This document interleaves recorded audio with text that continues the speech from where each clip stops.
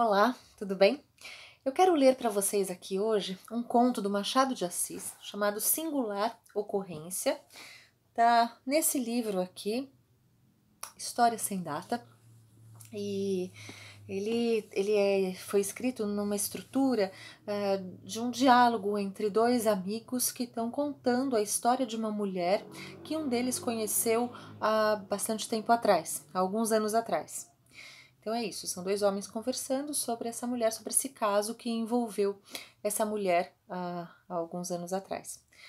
É um conto bastante, é uma mulher bastante singular, mas bastante emblemática ao mesmo tempo, e que nos mostra um escritor muito surpreendente. Machado de Assis é muito surpreendente. Enfim, espero que vocês gostem. Singular Ocorrência. Começa assim. Há ocorrências bem singulares. Está vendo aquela dama que vai entrando na Igreja da Cruz? Parou agora no adro para dar uma esmola. De preto? Justamente, lá vai entrando, entrou.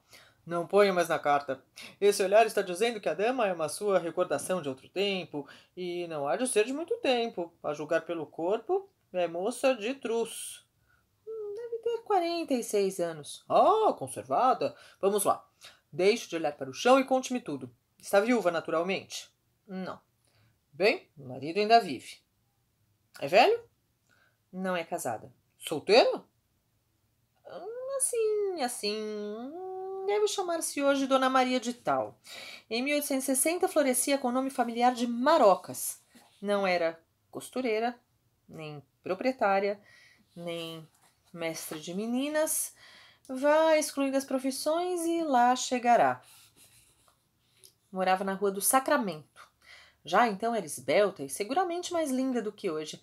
Modos sérios, linguagem limpa, na rua com um vestido afogado, escorrido, sem espavento, arrastava muitos ainda assim. Por exemplo, ao senhor? Não, mas ao Andrade, um amigo meu, de 26 anos, meio advogado, meio político, nascido nas Alagoas e casado na Bahia, de onde viera em 1859. Era bonita a mulher dele, afetuosa, meiga, resignada. Quando os conheci, tinha uma filhinha de 2 anos.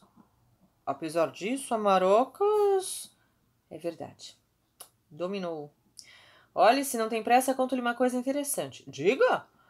A primeira vez que ele encontrou foi à porta da loja Paula Brito, no Rocio. Estava ali, viu à distância uma mulher bonita e esperou, já alvoroçado porque ele tinha em alto grau a paixão das mulheres.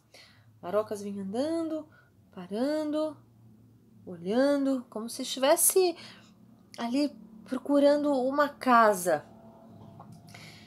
Defronte da loja deteve-se um instante. Depois, envergonhada e a medo, estendeu um pedacinho de papel ao Andrade e perguntou onde ficava o número ali escrito.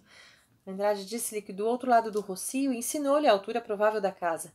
Ela cortejou com muita graça e ele ficou sem saber o que pensasse da pergunta. Como eu estou. Nada mais simples. Marocas não sabia ler. Ele não chegou a suspeitá-lo. Viu atravessar o rocio, que ainda não tinha estátua nem jardim, e ir à casa que buscava, ainda assim perguntando em outras casas.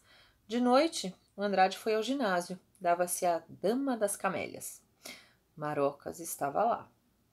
E no último ato chorou como uma criança. Não lhe digo nada, no fim de 15 dias amavam-se loucamente. Marocas despediu todos os seus namorados. E olha que não perdeu pouco, não. Tinha alguns capitalistas bem bons. Ficou sozinha, vivendo para o Andrade, não querendo outra afeição, não cogitando de nenhum outro interesse. Como a Dama das Camélias. Justo. Andrade ensinou-lhe a ler. Estou mestre escola, Disse-me ele um dia, e foi então que me contou a anedota do Rocio. Marocas aprendeu depressa. Compreende-se o vexame de não saber, o desejo de conhecer os romances em que ele lhe falava, e finalmente o gosto de obedecer a um desejo dele de lhe ser agradável. Não me encobriu nada. Contou-me tudo com um riso de gratidão nos olhos que o senhor não imagina. Eu tinha confiança de ambos. Jantávamos às vezes os três juntos e, por que não dizer, os quatro. Não digo que eram jantares de gente pândega. Eram alegres, mas honestos. Marocas gostava da linguagem afogada, como os vestidos. Pouco a pouco estabeleceu-se intimidade entre nós. Ela interrogava-me acerca da vida do Andrade, da mulher, da filha, dos hábitos dele, se gostava dela deveras, ou se era só um capricho, se tivera outros, e se era capaz de esquecer, e uma chuva de perguntas e um receio de perder que mostravam a força sincera da afeição. Um dia, houve uma festa de São João e o Andrade acompanhou a família Gávea, um dia assistir a um jantar e a um baile. 2 dias de ausência. Eu fui com eles. Marocas, ao despedir-se, recordou a comédia que ouvira algumas semanas antes no ginásio. Se chamava Janto com Minha Mãe. E disse-me que, não tendo família para passar a festa de São João, ia fazer como a Sofia Arnaud, da comédia. Ia jantar com um retrato. Mas, como não tinha mãe, e porque não tinha, não seria o retrato da mãe, porque não tinha, seria o do Andrade. Este dito ia lhe rendendo um beijo, e Andrade chegou a inclinar-se. Ela, porém, vendo que eu estava ali, afastou-o delicadamente com a mão. Gosto desse gesto. Ele não gostou menos. Pegou-lhe na cabeça com ambas as mãos e paternalmente pingou-lhe um beijo na testa. Seguimos para a Gávea. De caminho, disse-me a respeito de Marocas as maiores finezas. Contou-me as últimas frioleiras de ambos. Falou-me do projeto que tinha de comprar-lhe uma casa em algum arrabalde, logo que pudesse dispor de dinheiro. E, de passagem, elogiou a modéstia da moça, que não queria receber dele nada mais do que o necessário. Há mais do que isso, disse-lhe eu. E contei-lhe uma coisa que sabia, isto é, que cerca de 3 semanas antes a Marocas empenhara algumas joias para pagar uma conta de costureira. Essa notícia abalou muito. Não juro, mas creio que ficou com os olhos molhados. Em todo caso, depois de cogitar algum tempo, disse-me que definitivamente ia arranjar-lhe uma casa e pô-la ao abrigo da miséria. Na Gávea ainda falamos da Marocas, até que as festas acabaram e nós voltamos. O Andrade deixou a família na casa, na Lapa, e foi ao escritório aviar alguns papéis urgentes. Pouco depois do meio-dia apareceu-lhe um tal Leandro, ex-agente de certo advogado, a pedir-lhe, como de costume, 2 ou 3 mil réis. Era um sujeito reles e vadio. Vivia a explorar os amigos do antigo patrão. Andrade deu-lhe 3 mil réis e, como visse excepcionalmente risonho, perguntou-lhe se tinha visto algum passarinho verde. O Leandro piscou os olhos assim, lambeu os beiços. O Andrade, que dava o cavaco por anedotas eróticas, perguntou-lhe se eram amores. Ele mastigou um pouco e confessou que sim. Olhe, lá vem ela saindo, não é ela? É ela mesma. Afastemo-nos da esquina. Realmente deve ter sido muito bonita. Tem um ar de duquesa. Não olhou para cá, não olha nunca para os lados. Vai subir pela rua do ouvidor. Sim, senhor. Compreendo, Andrade. Vamos ao caso. O Leandro confessou que tivera na véspera uma fortuna rara, ou antes única, uma coisa que ele nunca esperava achar. Nem merecia mesmo, porque se conhecia não passava de um pobre diabo. Mas, enfim, os pobres também são filhos de Deus. Foi o caso que, na véspera, perto das 10 horas da noite, encontrara no Rocio uma dama, vestida com simplicidade, vistosa de corpo e muito embrulhada num chale grande. A dama vinha atrás dele e mais depressa. Ao passar rentezinha com ele, fitou-lhe muito nos olhos e foi andando devagar, como quem espera. O pobre diabo imaginou que era engano de pessoa. Confessou ao Andrade que, apesar da roupa simples, viu logo que não era coisa para os seus beiços. Foi andando, a mulher parada, fitou outra vez, mas com tal insistência que ele chegou a atrever-se um pouco. Ela atreveu-se o resto. Um anjo. E que casa, que sala rica, coisa papa fina.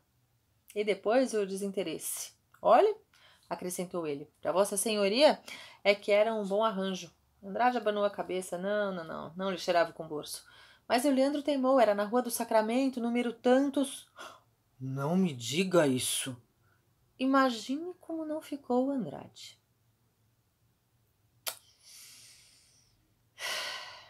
Ele mesmo não soube o que fez, nem o que disse durante os primeiros minutos, nem o que pensou, nem o que sentiu. Afinal, teve força para perguntar se era verdade o que estava contando, mas o outro advertiu que não tinha nenhuma necessidade de inventar semelhante coisa. Vendo, porém, o alvoroço do Andrade, pediu-lhe segredo, dizendo que ele, pela sua parte, era discreto. Parece que ia sair. Andrade deteve-o e propôs-lhe um negócio. Propôs-lhe ganhar 20.000 réis. Pronto. Dou-lhe 20.000 réis se você for comigo à casa dessa moça e disser em presença dela que é ela mesma. Oh! Não defendo o Andrade. A coisa não era bonita, mas a paixão, nesse caso, cega os melhores homens. Andrade era digno, generoso, sincero, mas o golpe fora tão profundo e ele amava-a tanto que não recuou diante de uma tal vingança. O outro aceitou? Hesitou um pouco, estou que por medo, não por dignidade, mas 20.000 réis. Pôs uma condição, não metê-lo em barulhos. Marocas estava na sala. Quando Andrade entrou, caminhou para a porta, na intenção de o abraçar, mas Andrade advertiu-a com um gesto que trazia alguém. Depois, fitando-a muito, fez entrar o Leandro. Marocas empalideceu. É esta a senhora? Perguntou ele.